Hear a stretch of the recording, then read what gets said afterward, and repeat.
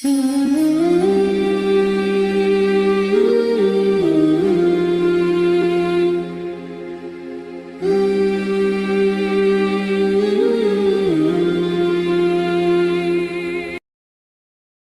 akan membahas seputar keluarga, karena Islam itu agama yang sangat sempurna dan paripurna. Bukan hanya mengatur soal ibadah, sholat, puasa, zakat, haji, membaca Al-Quran, zikir, doa, dan begitu seterusnya. Tapi juga Islam membahas soal aturan-aturan berkeluarga. Kenapa demikian? Karena baiknya masyarakat itu ditentukan dengan baiknya keluarga. Kalau masing-masing keluarga itu baik, maka dipastikan masyarakatnya akan baik. Tapi kalau keluarganya tidak baik, maka dipastikan masyarakatnya juga tidak baik. Karena masyarakat itu kan kumpulan dari keluarga-keluarga. Makanya dalam Islam, Nabi SAW banyak mencontohkan tentang muamalah beliau bersama keluarganya. Tentu tidak lain dan bukan supaya dicontoh. Saya tidak hendak menjelaskan tentang keharmonisan rumah tangga, karena setiap rumah tangga itu saya yakin tidak mungkin lepas dari perselisihan. Hanya keluarga di sinetron Korea saja biasanya yang nggak ada perselisihan. Kalau di luar sinetron itu udah jelas ya, pasti ada masalah. Dan itu bumbu-bumbu keluarga. Nabi saja banyak masalah dengan keluarga. Tapi jangan dilihat masalahnya, tapi dilihat bagaimana cara mencari solusinya. Maka kesempatan yang berbahagia ini kita akan menjelaskan seputar dosa-dosa yang terjadi di tengah keluarga. Karena sebenarnya yang menjadikan tidak harmonisnya keluarga itu karena dosa.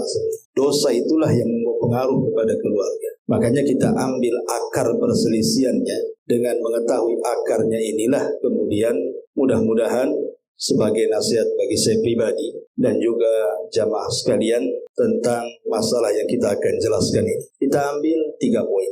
Poin pertama tentu yang berkaitan suami istri. Kemudian poin yang kedua khusus yang berkaitan dengan istri, dan poin yang ketiga tentu khusus yang berkaitan dengan suami yang belum menikah. Dengarkan saja. Baik, yang berkaitan dengan suami istri. Tadi saya sudah jelaskan di muqaddimah. Yang namanya keluarga itu tidak lepas daripada khilaf wal ikhtilaf. Berselisih dan adanya perselisihan. Itu tidak lepas, tidak mungkin, mustahil. Keluarga terbaik Nabi SAW saja berselisih. Bahkan para sahabat juga sama. Lalu apa yang tidak boleh dilakukan saat terjadi perselisihan? Baik oleh suami ataupun oleh istri. Karena ini bagian daripada dosa masalah. Yang pertama, terpikir untuk bercerai. Jangan sampai ketika ada masalah suami istri, kok terpikir untuk menceraikan atau meminta cerai. Sebab terpikir bercerai, menceraikan atau minta cerai ini bukan memperbaiki keluarga. Ini menghancurkan keluarga.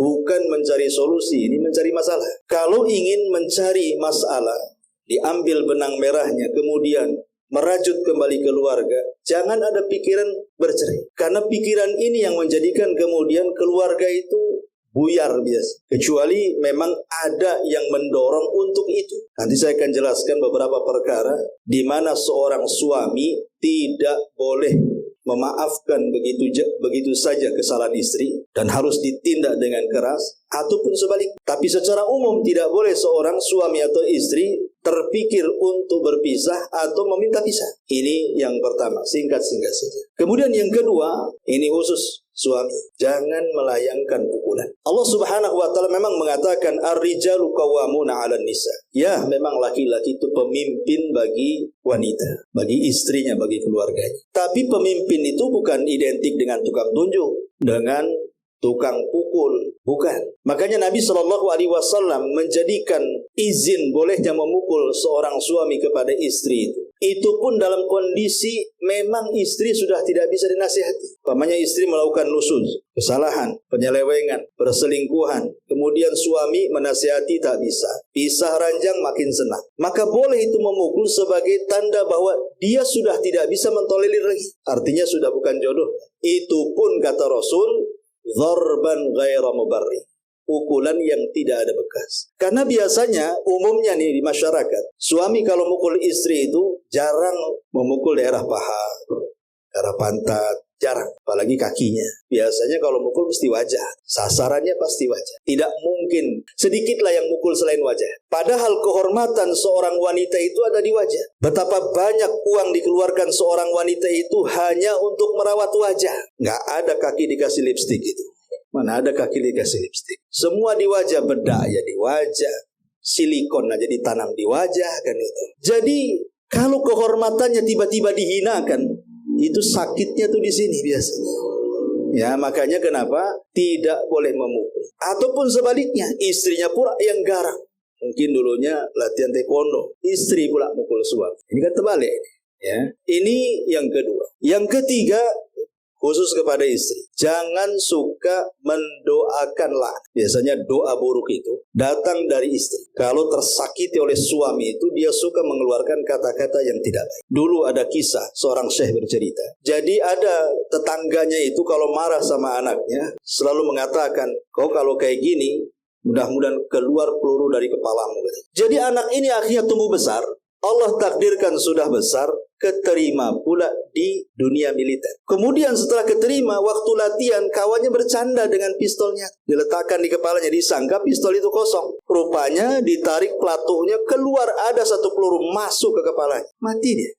Jadi teringat orang tuanya. Dulu padahal masih kecil dia ngomong begitu tuh. Sekarang jadi kenyataan setelah dia dewasa diterima di militer kan itu.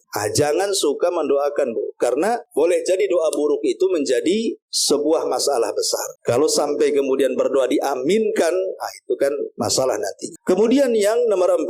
Sekali lagi untuk akhwat. Kalau bertengkar, bermasalah dengan suami, jangan membuka buku.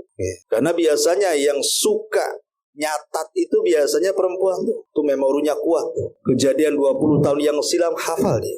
Tanggalnya, harinya, bulannya, tahunnya hafal dia. Kalau suami itu biasanya lupa, minggu kemarin apa aja suami itu lupa tuh. Tapi kalau istri detail dia. Maka kalau bermasalah dengan suami, jangan membuka lembaran lama. Tutup tuh lembaran lama itu. Ya. Arahkan kepada masalah yang diperselisihkan. Sebab kalau dibuka tuh lembaran-lembaran lama itu, masalah satu jadi 1000 tuh jadinya. Ya. Karena akhirnya dikejar-kejar, masalah kedua belum kelar, datang masalah ketiga belum kelar, datang dan seterusnya. Jangan suka buka-buka buku. Ya. Masyarul muslimat yang dimuliakan Allah Azza wa Jalla. Kemudian juga, ini juga terjadi nih. Jangan suka mengadu kepada keluarga. Ini banyak terjadi. Dan ini kalau laki-laki ya, kadang ada juga ngadu sama keluarganya. Tapi kebanyakan ibu-ibu tuh ada masalah, diadukan sama saudaranya, diadukan sama orang tua. Yang lebih parah diadukan sama orang yang gak ada kaitan dengan dia. Dengan kawannya pula curhat. Kawannya pula tak baik hati. Ngompori lagi. Kompornya bukan yang 5 kilo, yang besar lagi. Ya. Jadi memasukkan orang lain atau melibatkan orang lain kepada urusan kita ini salah besar. Karena ini tidak berniat untuk membangun rumah tangga, justru menghancurkan. Kalau umpamanya dia mengadu kepada orang tuanya bijak, alhamdulillah. Tapi kebanyakan kalau tidak bijak, habis itu. Karena namanya orang tua pasti tidak mungkin anaknya mau disakiti. Enak saja saya sudah besarkan dia, saya sekolahkan dia, saya tempatkan di tempat layak, tiba-tiba diambil orang, tiba-tiba disakiti, kan marah orang tua. Mana nggak marah? Ya. Ini tidak menyelesaikan keluarga, pasti menambah ramai jadinya. Maka jangan pernah memasukkan keluarga dalam urusan pertengkaran. Selesaikan sendiri. Kita sudah dewasa. Ya. Kemudian juga yang lebih parah lagi, jangan bertengkar di hadapan orang ramai. Ini lagi makan di SSS ini. Ya. Bertengkar di meja, ya kan semua ngelirik dia. Iya kalau seandainya tangan tak main sekali main lah semua itu tumpah satu meja. Ini kan merendahkan martabat orang namanya. Karena bagaimanapun orang kalau dimarahi di depan orang itu sangat rendah sekali. Merasa dihinakan, bukan merasa tidak dimanusiakan bahas. Dan itu pengaruhnya besar. Pengaruhnya besar kalau bertengkar di hadapan orang ramai itu.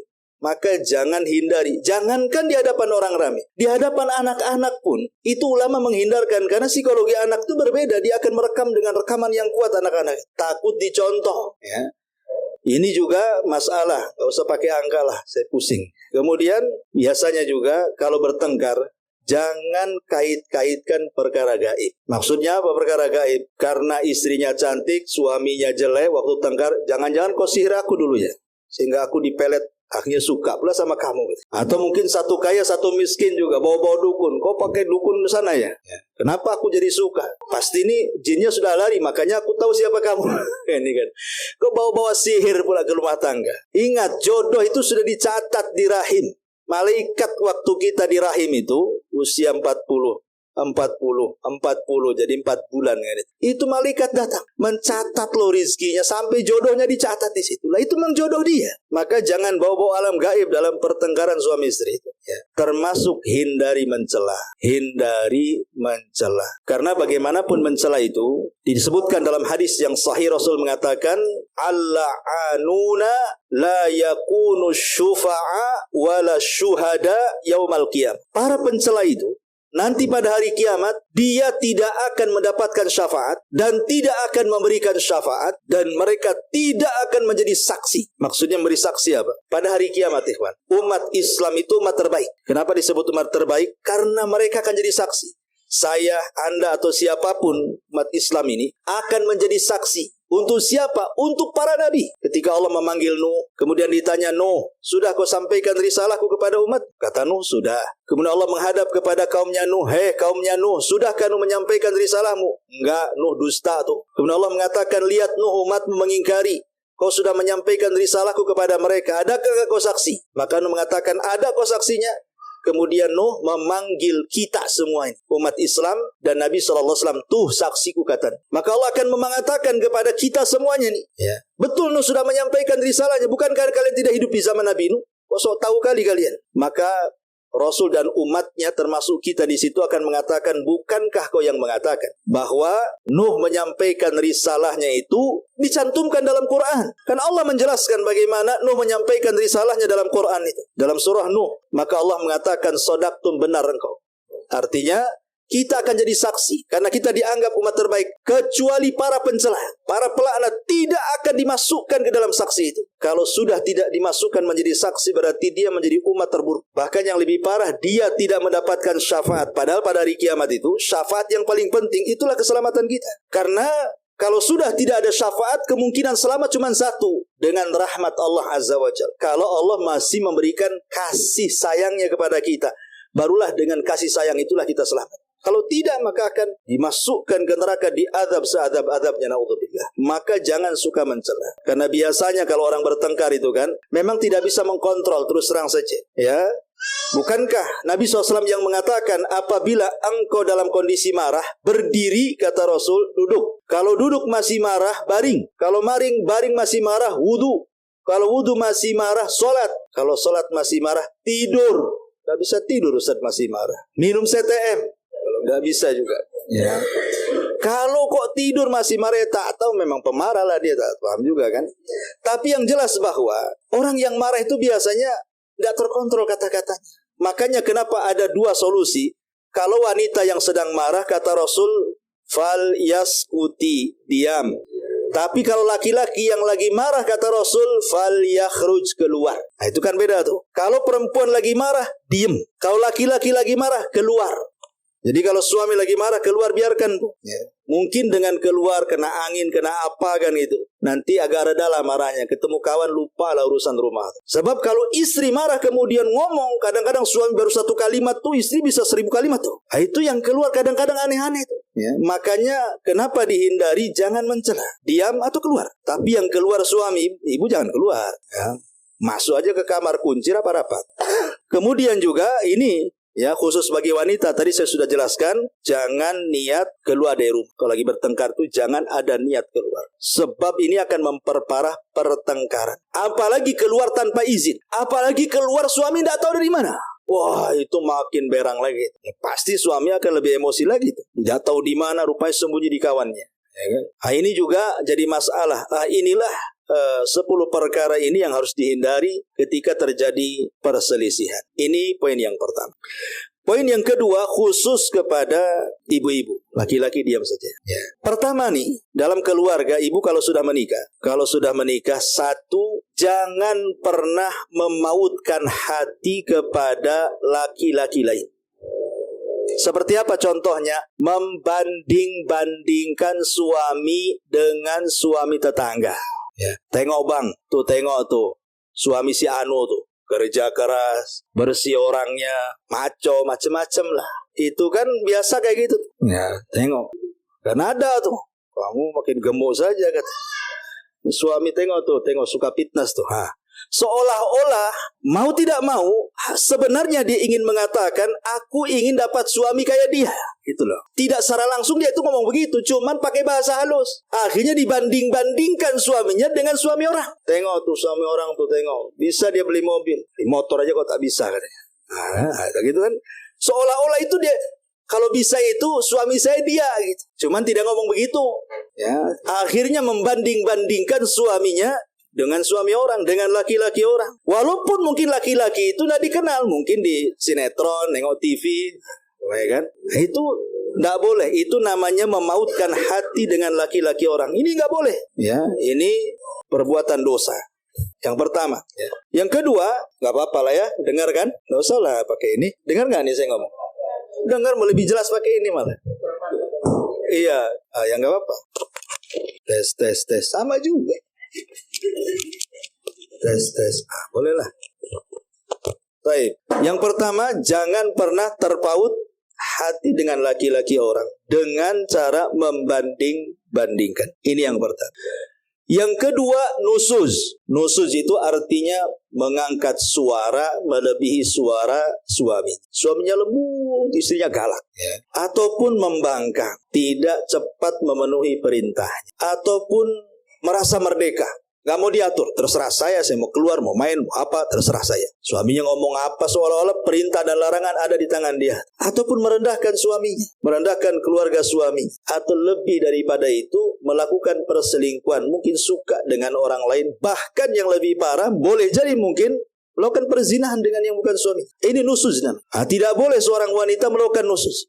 Kemudian juga, dan konsekuensinya ini bagi bapak-bapak nih, kalau istrinya nusuz seperti ini Pak, itu tidak wajib dinafkahi, tidak wajib. Kalau istri tidak nurut, istri membangkang, merasa merdeka, suka merendahkan, tidak usah dikasih jajan Pak, tidak usah dikasih makan, biarkan saja. Ya. Ustaz nggak apa-apa, saya nggak minta makan dari suami, kok saya kan kerja. Itu lagi repot lagi itu suami. Mau ngasih pelajaran, kena pula dia. Itu namanya mau ngandani mulai dikandani pula. Taib. Kemudian yang nomor 3, tidak boleh membantu suami untuk durhaka kepada orang tua. Ini yang banyak terjadi kalau sudah menikah. Biasanya istri itu cenderung menguasai suami. Tidak boleh melakukan kebaikan kepada ibunya. Saya pernah ditelepon oleh orang tua menangis jadi-jadinya orang tua itu. Kenapa? Karena dilarang berhubungan dengan anaknya karena istrinya melarang. Dilarang sama istrinya. Ya, gimana minta solusinya? Minta dinasihati. Ini durhaka. Istri itu nomor 2, suami itu ke orang tua nomor 1. Harusnya istri itu berbuat baik kepada orang tua suami sebagai bakti dia kepada suaminya. Dorong suaminya.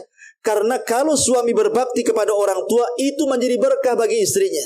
Sebab ketika suami sayang sama orang tuanya, berarti dia akan sayang sama keluarganya. Kalau kemudian dipisahkan hubungan suami dengan ibunya, kemudian dijauhkan dari kasih sayang, satu hari nanti, maka dia tidak akan sayang dengan istrinya. Bahkan boleh jadi anak-anaknya juga akan sama melakukan hal yang sama dengan dia kepada orang tua suami. Jadi ketika dia nanti punya anak, anaknya sudah menikah, kita ditelantarkan nanti. Itulah yang disabdakan Nabi SAW, tabarru aba'akum tabarrukum abna'ukum. Berbuat baiklah kepada orang tua kalian, nanti anak-anak kalian berbuat baik kepada kalian. Jadi ada hukum karma di sini. Kama tadinu tudan, kata ulama. Sebagaimana engkau bermuamalah buruk, nanti akan ada orang yang berbuat buruk kepadamu. Anak-anak kita. Jadi pengaruhnya besar nih. Kalau seandainya istri membantu suami durhaka kepada orang tua, yang ada dorong kalau suaminya tidak baik dengan orang tuanya, suruh baik. Ini malah senang. Ya, ini atau yang lebih parah malah di kompori pula.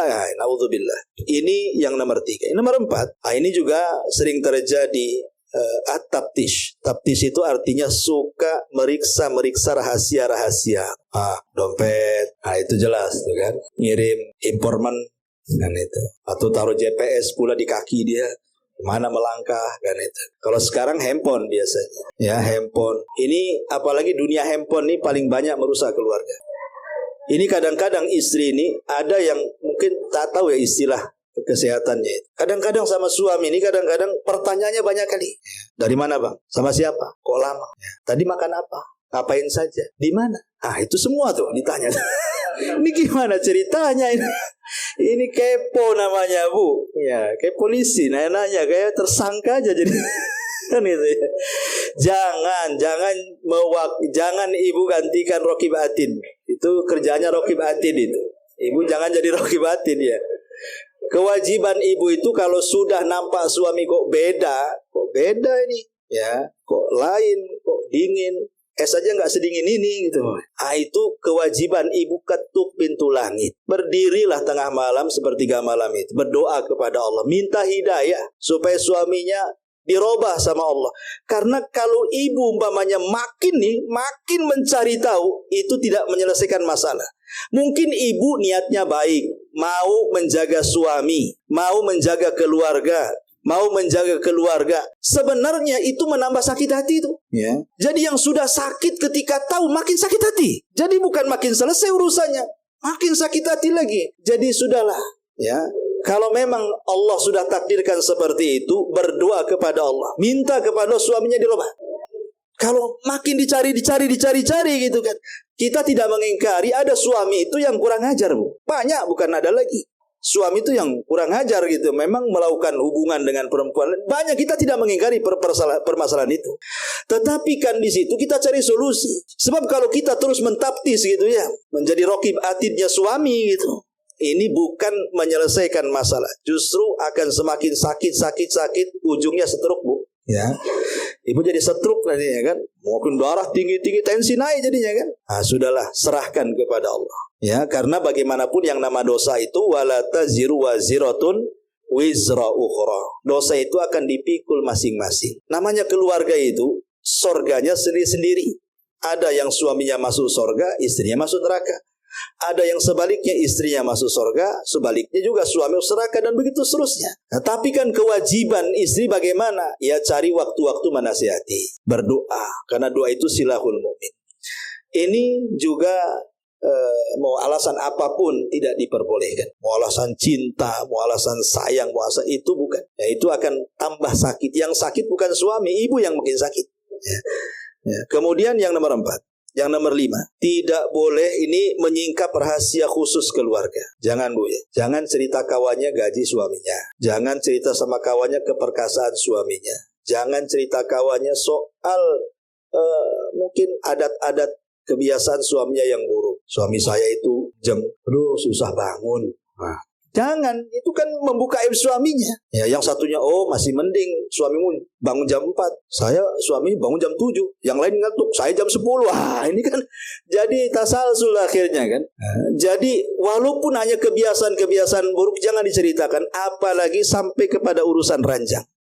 Karena ada hadis yang mengatakan, inna min asyarrin nas indallah. Sesungguhnya seburuk-buruk manusia di sisi Allah Subhanahu wa taala yaumul qiyamah, pada hari kiamat, ar-rajulu yufdi ila imraatihi wa tufdi ilaihi summa yanshuru sirraha. Seorang suami menyebarkan keburukan istrinya, atau istri menyebarkan keburukan suami kemudian disebar ke halayak orang. Yang lebih parah pula curhat di medsos dia. Suaminya sudah nyakiti dia, curhat di medsos. Ya. Ini bahaya, jangan. Karena ini dosa besar. Kemudian yang nomor 6, jangan suka memuji wanita lain depan suamimu. Jangan mau ngomong, Bi, tengok cantik kali dia. Lah, berarti kan dia nggak cantik. Dia mengakui dia nggak cantik kan gitu ya. Karena dia memuji kecantikan orang, maknanya dia nggak cantik, nggak layak untuk suaminya. Nggak boleh menceritakan habis dari kondangan sana sini, ceritalah kawan-kawannya tentang kecantikannya, kemolekannya, kekurusannya, macam-macamnya semua diceritakan. Ya, yang gendutnya, yang kurusnya, yang tingginya, yang pendeknya, kayak penjahit ukur, tahu dia ukurannya sekian loh. Ya, jangan menceritakan soal wanita lain, apapun ceritanya. Jangan. Ini yang nomor 6. Yang nomor 7, jangan sampai menjauh dari ranjang atau kamar kalau masalahnya tidak terlalu besar. Kan ada perselisihan ringan, ada perselisihan besar. Kalau hanya perselisihan ringan, jangan sampai menjadikan kemudian seorang istri menolak ajakan suami. Atau masalah-masalah sepele lah, mungkin ibu capek habis ngepel, habis masak, habis nyuci, capek. Tengah malam suami pengen, alasan nanti aja lah, capek saya, besok aja lah. Apalagi tengok ATB nggak nyala, besok nggak bisa tidur, kita nggak bisa mandi jinabah katanya. Gara-gara ATB nggak nyala, ya tak mau pula tuh diajak. Kan ibu bisa tayamum, tapi tayamum jangan guling-guling di pasir. Maksudnya ya tayamum biasalah diniatkan junub. Atau gara-gara cuaca dingin karena hujan dari pagi sampai malam diajak dingin lah, malas nanti mandi besok lah. Ini nggak boleh. Ya, jadi tidak boleh kecuali dalam kondisi tertentu. Ibu lagi haid, lagi nifas, ya kan nggak boleh. Atau ibu lagi sakit parah, memang separah-parahnya ya wajar gitu. Tapi kalau sakit ringan tak boleh. Kenapa gini bu? Kalau suami bu, makan itu bisa beli di warung Sunda, ya. Pakaian itu bisa beli ke Megamall.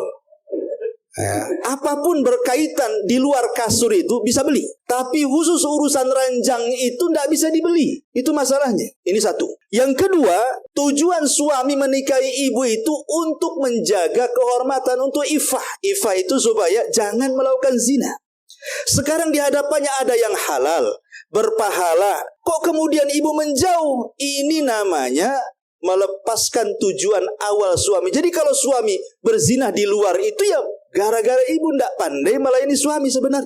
Karena tujuan nikahnya nggak kecapai di situ. Kan tujuan nikah suami itu cuma satu, menghindari zina, ada yang halal. Itu tujuannya itu. Bagi suami yang lain itu kecil. Bagi suami itu yang lain kecil. Masalah ekonomi, masalah apa itu kecil. Tapi urusan itu, wah itu bisa jadi masalah. Kalau itu sudah tidak tersalurkan, ngambek-ngambek dia. Makanya kenapa wanita yang menolak itu dilaknat tuh sampai subuh tuh. Ya, karena keinginan suami yang merupakan tujuan nikah tertolak, disitulah malaikat ikut marah. Suami marah, malaikat ikut marah. Kata Rasul dalam sebuah hadis, idza da'a ar-rajulu imra'atahu fata'ba la'anathul malaikatu hatta tusbiha. Ya, apabila seorang suami meminta kepada istri kok ditolak-tolak dengan macam-macam alasan, maka dilaknat sampai subuh. Kalau meninggal, aduh naudzubillah, meninggal di atas laknat, ya. Jadi jangan cari-cari alasan. Dingin, sekarang sudah ada kompor. Apa yang mau didinginkan lagi? Ya kan? Apalagi ada pemanas, ATB ndak nyala, ada tayamum, bisa tayamum, nggak ada masalah. Ya, tayamum lebih enak lagi, cepat lagi kalau tayamum kan. Ya enggak mungkin juga gedor pintu tetangga minta air, tetangga pun sama-sama juga mati TTB-nya. Kan gitu ya kan. Kecuali ibu belakangnya ada kolam lah, tinggal jegur di situ. Tapi intinya kan ini juga masalah juga. Jangan sampai menjauh dari ranjang gara-gara masalah sepele. Kemudian yang nomor 8, jangan suka mengambil harta suami tanpa izin. Ya. Lihat dompet aja jangan, apalagi buka. Apalagi ngambil yang merah pula. Ya, gitu. Ingat bahwa sebaik apapun niat istri ngambil harta suami, anggaplah untuk sedekah, ngasih fakir miskin, ngasih anak yatim. Tapi kalau caranya mengambil tanpa izin, itu namanya nyuri. Ibu jadi Robin Hood. Robin Hood itu kan itu, nyuri untuk orang susah. Itu kurang lebih dengan Robin Hood itu jadi. Ya. Jangan jadi Robin Hood. Ya. Minta izin baik-baik. Kalau dikasih alhamdulillah, enggak ya sudah, niat ibu mau sedekah sudah ditulis pahala. Nah, itu ya yang harus dipahami. Kecuali kalau suaminya bakhil, pelit, apalagi ya kikir, dekil, semuanya lah masuk. Buntut kasiran atau apa. Ya. Pokoknya kalau memang kondisi seperti itu dibolehkan, karena di zaman Rasul ada kasusnya. Hindun bin Abi Sufyan itu datang kepada Rasul, suami saya ini rajulun sakhi, orangnya pelit, pelit-pelitnya. Boleh nggak kalau saya mengambil hartanya untuk saya dan anak saya? Kata Rasul, boleh, tapi sekedar yang wajib saja. Sekedar yang wajib saja. Umpamanya, berapalah satu hari makan, berapa satu hari untuk anaknya, itu aja diambil. Jangan pula dikuras ATM-nya semuanya. Itu ngerampok namanya. Kan itu ya. Maka ini harus dipahami, jangan baik ngomong baik-baik. Ya, kecuali kalau kikir suaminya. Ya. Kemudian juga jangan, tadi saya katakan jangan meminta cerai. Ya, jangan suka dikit-dikit minta cerai. Taib, ini juga perkara-perkara yang harus dihindari oleh istri kepada suami.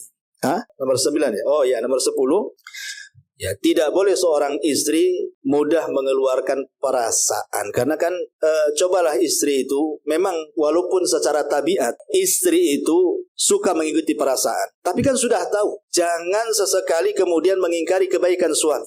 Karena memang inilah sisi kekurangan istri. Sisi kekurangan istri itu biasanya dia tidak memandang kebaikan suami, walaupun kebaikan suami itu banyak sekali, gara-gara satu masalah hilang semua. Memang begitu, ya. Dan itu karena luapan perasaan, tidak memandang kebaikan. Walaupun 1 tahun suaminya berbuat baik, itu gara-gara satu SMS, itu bisa jungkir balik dunia akhirat. Itu memang begitu. Ini jangan suka ngikut-ngikuti perasaan, ya. Perasaan yang baik ikuti, kalau yang tidak baik jangan. Ini yang nomor terakhir dari kesalahan-kesalahan istri kepada suami. Taib. Kemudian sekarang poin yang ketiga, kesalahan suami. Bapak-bapak, 1, tidak memberikan nafkah. Ingat, istri itu dia dirawat baik-baik sama keluarganya, dibesarkan, dikasih makan yang baik, dikasih tempat yang baik. Sudah besar kalian ambil pula. Dulu dia dikasih makan baik, sekarang tak dikasih makan. Asal-asalan si tempe, tahu tempe tuh. Itu kalau di pondok namanya nahu sorop tuh. Nahu sorop. Kalau tempe itu si nahu sorop aja katanya makan. Ya, jadi kasih yang bergizi, kasih nafkah yang baik. Ya, kasih makan, kasih tempat tinggal. Ya, nafkah itu berkaitan dengan makan, tempat tinggal, kesehatan, pakaian. Itu 4 disebut nafkah. Ini harus dipenuhi, ya. Baik lahir ataupun batin. Kemudian yang nomor 2, tidak memberikan keamanan kepada perasaan istri. Suami dijadikan suami itu supaya istri merasa aman. Berarti kan ada security yang menjaga dia. Mungkin kalau badan, iyalah. Tapi yang lebih daripada itu, keamanan hati itu harus lebih. Karena ada suami itu yang suka nakut-nakuti istri. Dengan cara apa? Saya mau kawin lagi lah. Kalau gini saya mau kawin lagi aja lah. Itu nakut-nakuti. Kok kawin lah, ngapain nakut-nakuti? Jangan suka nakut-nakuti. Dengan cara, ya saya akan ceraikan, saya akan usir, saya akan kawin lagi. Pokoknya macam-macam lah bahasanya. Jangan suka nakut-nakuti. Kasih keamanan. Kalau mau kawin jangan bilang-bilang. Itu maksudnya. Gitu. Jadi intinya bahwa jangan suka menakut-nakuti, karena itu bentuk tidak memberikan keamanan. Jadilah pengaman bagi badan dan perasaan istri. Ini kedua. Yang ketiga, tidak memberikan tempat tinggal yang layak. Seperti umpamanya dicampurkan dengan keluarga, dicampurkan dengan ibunya, dengan bapaknya.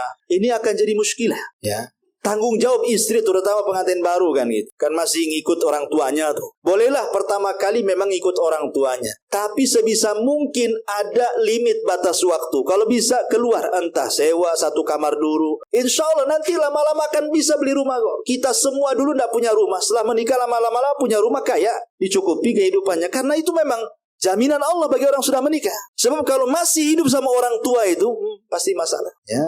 Berikan kekuasaan, punya dapur sendiri, kamar sendiri, ruang tamu sendiri, teras sendiri.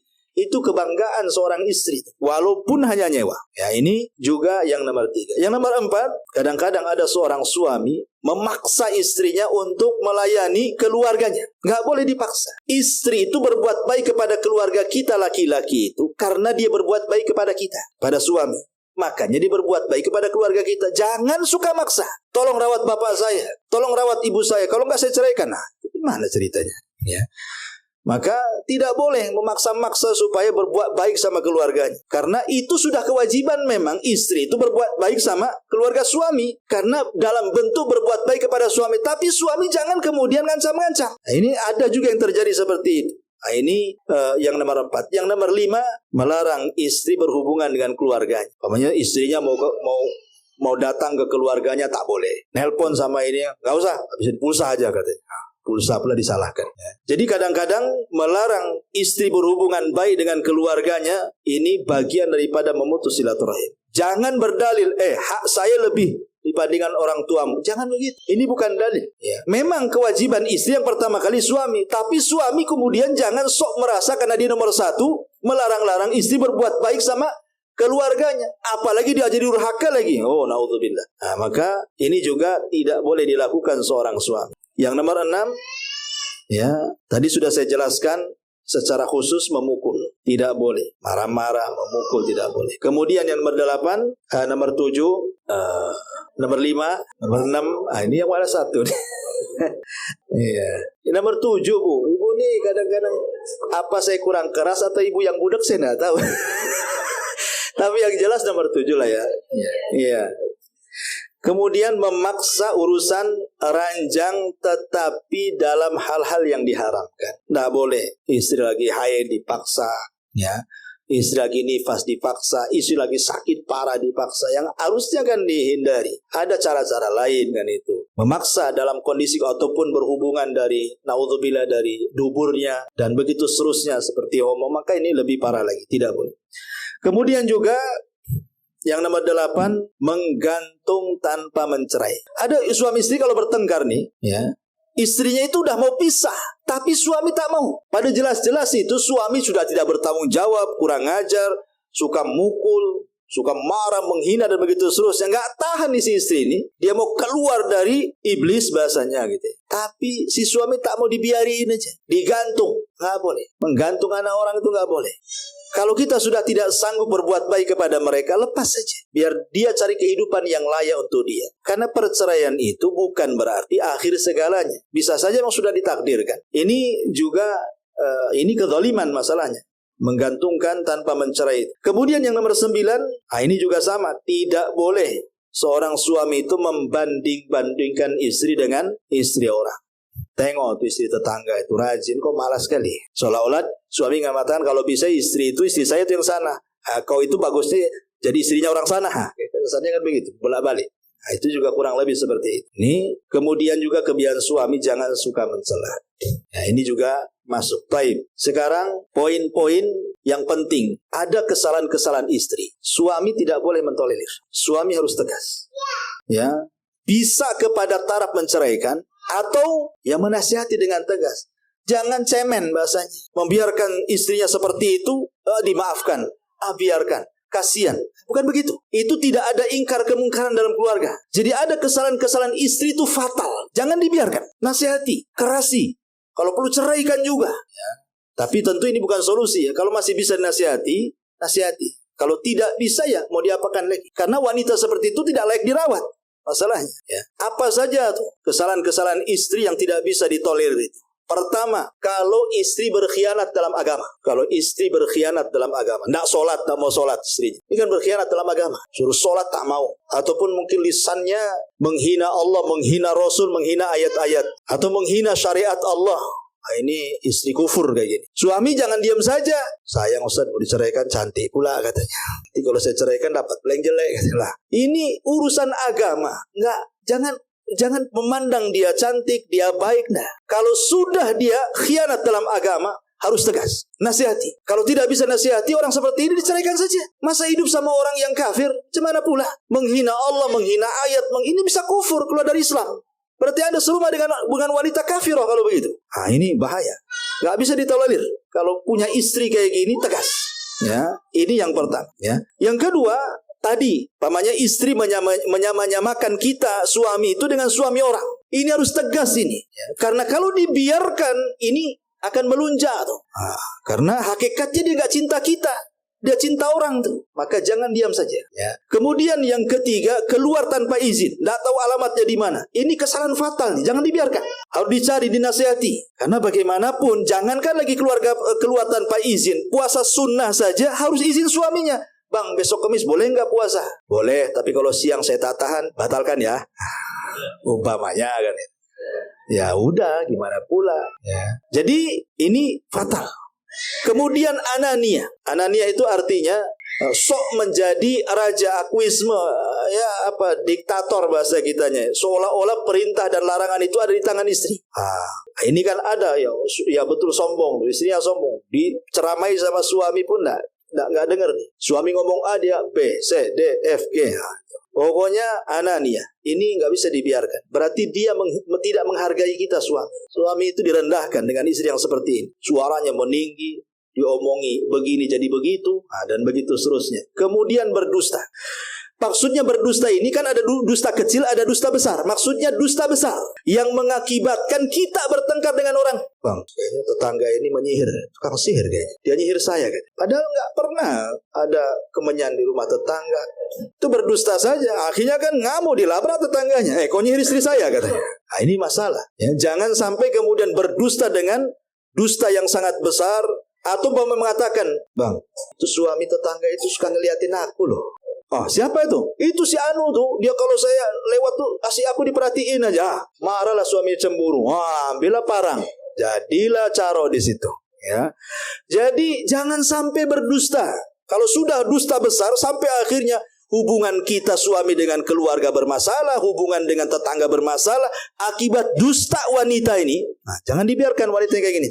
Tukang dusta. Ini nggak akan harmonis keluarganya, sih masalah aja yang datang. Kemudian suka mengeluh kepada keluarganya. Apa yang kita lakukan keluarganya tahu. Bentar-bentar datang telepon dari saudaranya. Entah apa-apa ngomong itu sama kita. Nah, ini wanita itu kan ngeluh gini. Anda usah di ini. Ya. Kemudian menuruti keinginannya, apapun yang dimintanya kalau bisa harus ada di hadapannya. Ini hubud dunia, wanita yang terlalu cinta dunia. Pokoknya saya mau ini, ya. Tolonglah saya mau ini, tolonglah belikan ini, tolonglah belikan itu. Kalau tidak mau marah dia, gak dikasih jatah malamnya pula. Lah wanita-wanita seperti ini dia tidak cinta kita suami. Dia cinta dunianya saja. Ngapain dia? Dia sedang cinta dunia, bukan cinta kita seorang suami. Kalau begitu buat apa gitu? Sementara Allah mengatakan wa ja'ala bainakum mawaddatan wa rahmah, kan begitu. Kita ini butuh cinta, butuh kasih sayang. Tapi wanita seperti ini tidak ada cinta, tidak ada kasih sayang. Oke lah cinta hilang, tapi kasih sayang tak ada dia. Gak kasihan suaminya berkeringat pagi, berangkat pulang sore keringatan. Tahu-tahu hanya untuk itu saja. Nah, ini jangan ditolerir wanita kayak gini. Ya. Ada nggak di sini? Saya nggak tahu. Tanya aja, Bu. Ya. Kemudian, ya. Ini juga suka bongkar-bongkar rahasia. Ini nggak bisa ditolerir. Tadi sudah jelaskan. Suka bongkar-bongkar rahasia. Adat istiadat, kebiasaan suami, kok tetangga bisa tahu gitu. Bisa tahu suami jarang mandi, kok tahu kawannya. Berarti memang dikasih tahu kan gitu. Kalau nggak dikasih tahu mana tahu. Ya. Jadi jangan sampai kalau suka ini bongkar-bongkar rahasia ini nggak bagus. Ya. Kemudian suka memudah-mudahkan urusan yang merupakan kewajiban dia dimudah-mudahkan. Berdandan itu kan kewajiban istri di hadapan suami. Itu dimudah-mudahkan. Tapi kalau keluar ke pasar aja berdandan. Tapi pulang dari pasar jelas tuh pasar becek, bau macam-macam, tak segera diganti, dibiarin aja dia bau lumpur di situ di rumah tuh. Ya. Keluar rumah tak bau lumpur, ya. Pulang pula bau lumpur. Ya kan di pasar mungkin beli ikan, beli apa, nggak segera diganti. La haula wala quwata illa billah. Nyaman pula di situ. Kayak dia kawin sama ikan jadinya kan. Nauzubillah kan. Taib.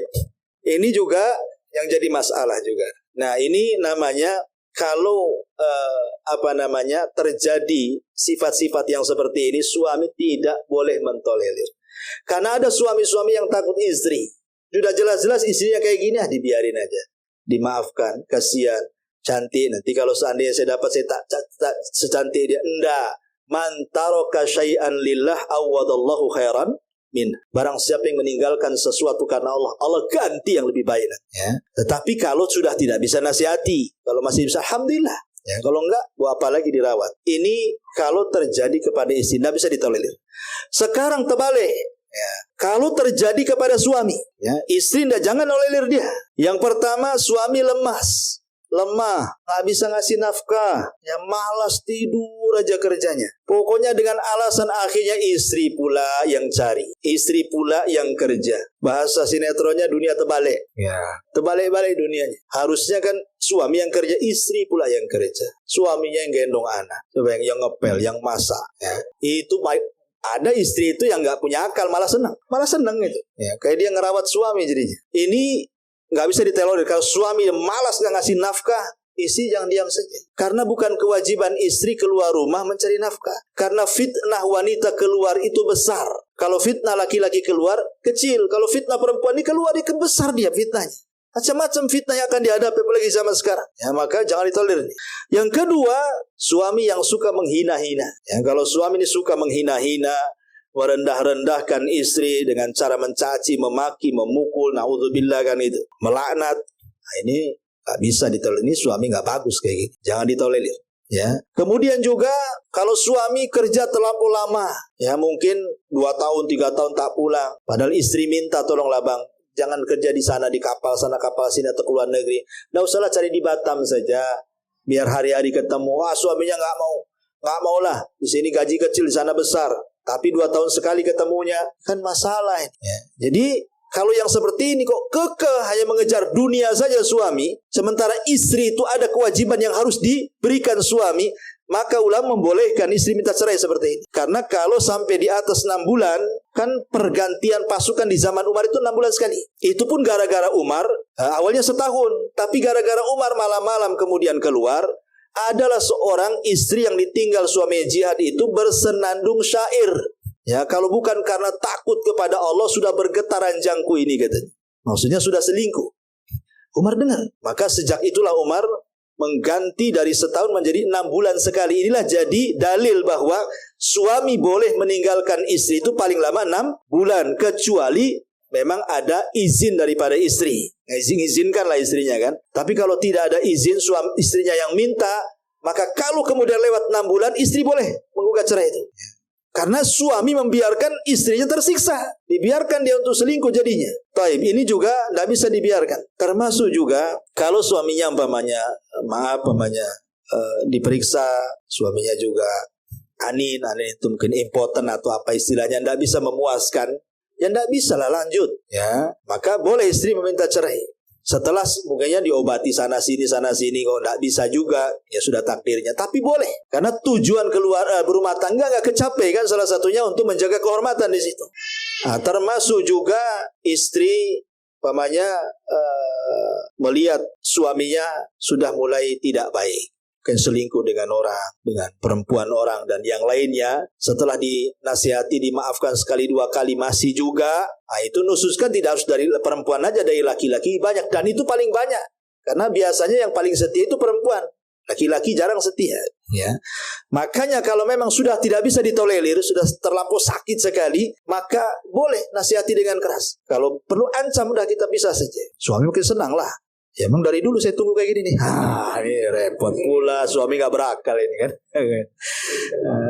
Taib. Jadi ini di antara hal-hal yang bersifat dosa-dosa yang harus dihindari di tengah-tengah keluarga ya.